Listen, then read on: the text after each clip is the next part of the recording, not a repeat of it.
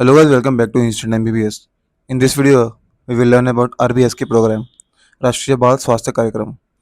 ये भी एक इम्पोर्टेंट एससीक्यू है पीएसएम एग्जाम के लिए। ठीक है, तो वीडियो स्टार्ट करते हैं। सबसे पहले इंट्रोडक्शन देख लेते हैं आरबीएसके का। तो it is a national child health programme. It was launched in February 2013। ठीक है, और it was under NHM national health mission. It was launched by ministry of health and family welfare.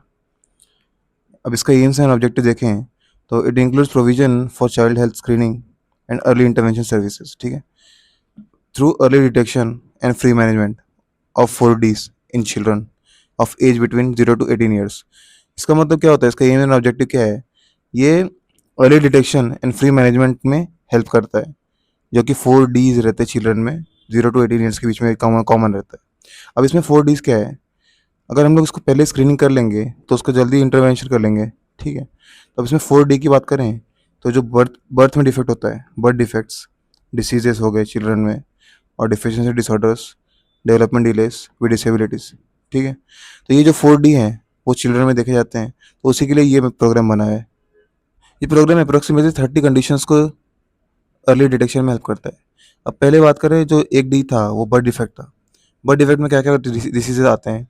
Down syndrome हो गया, neural tube defect हो गया, cleft palate हो गया, cleft lip हो गया, CHD हो गया, कंजेनिटल कैटरेक्ट हो गया।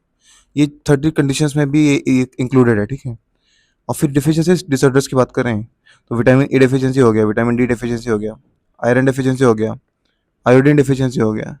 ठीक है, तो ऐसे अलग अलग डिफिशियंसी हैं, तो ये सब भी इन 30 कंडीशंस में इनके अंडर है। ठीक है, फिर आते चाइल्ड डिसीजेस पे। तो skin conditions like scabies and eczema and otitis media, ये ईयर ऑफ इन्फेक्शन है। ठीक है, तो ईयर इन्फेक्शन है एक, और रूमेटॉइड हार्ट डिसीज। फिर आते हैं डेवलपमेंट डिलेस पे, तो डिसेबिलिटीज़, उसमें डिसेबिलिटीज़ भी इंक्लूडेड है। विजन इम्पेयरिंग हो गया, ईयरिंग इम्पेयरमेंट हो गया, मोटर डिले हो गया, कॉग्निटिव डिले हो गया, लैंग्वेज डिले हो गया, ADHD हो गया। ये सारे के सारे डिसीज ना इन 30 कंडीशंस के अंडर आते हैं। ठीक है, और भी डिसीजेस तो आप पार्क के टेक्स्ट बुक से पढ़ सकते हो। अब बात करते हैं जो प्रोग्राम के लिए टारगेट बेनिफिशियरीज कौन है। तो जो ग्रुप ए है वो है न्यूबॉर्न्स फ्रॉम 0 to 6 वीक्स।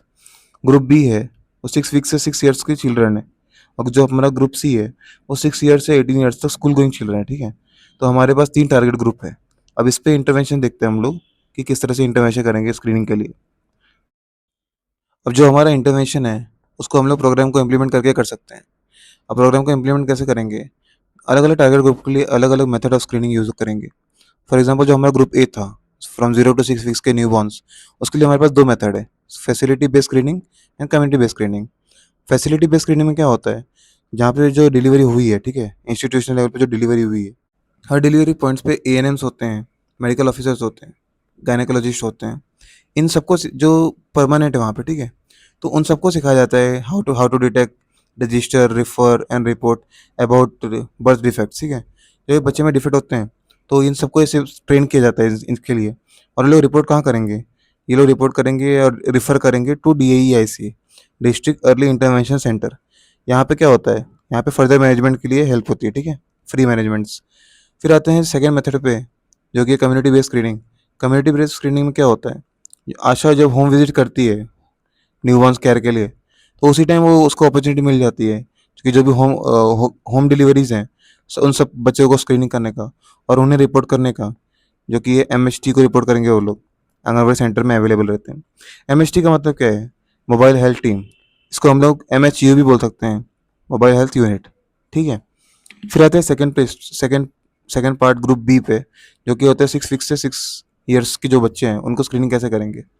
फिर उनका उनका स्क्रीनिंग जो है ना, उनका स्क्रीनिंग डायरेक्ट आंगनबाड़ी सेंटर्स पे होता है by help of MHT, mobile health teams और मोबाइल हेल्थ यूनिट्स। फिर आते हैं इनका जो स्क्रीनिंग होता है वो ट्वाइस अ ईयर होता है। अब एक MHT, जो हम लोग MHT कब से बोल रहे हैं, तो एक MHT के अंदर 4 मेंबर्स होते हैं। एक आयुष मेल मेडिकल ऑफिसर रहेगा, एक आयुष की फीमेल मेडिकल ऑफिसर रहेगी, एक नर्स या तो ANM स्टाफ रहेगा और एक फार्मासिस्ट रहेगा। तो ये डेडिकेटेड टीम रहती है फर्स्ट स्क्रीनिंग। अब जो हमारे ग्रुप सी में जो टारगेट ग्रुप सी है हमारा, 6 ईयर से 18 ईयर्स के जो बच्चे हैं जो स्कूल गोइंग है, ठीक है, तो उनकी जो स्क्रीनिंग होती है वो गवर्नमेंट एडेड स्कूल्स में होती है या तो गवर्नमेंट स्कूल्स में होगी।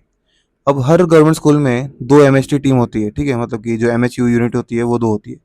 फॉर एग्जांपल एक रहेगी आंगनबाड़ी सेंटर्स के लिए और एक रहेगी स्कूल चिल्ड्रंस के लिए।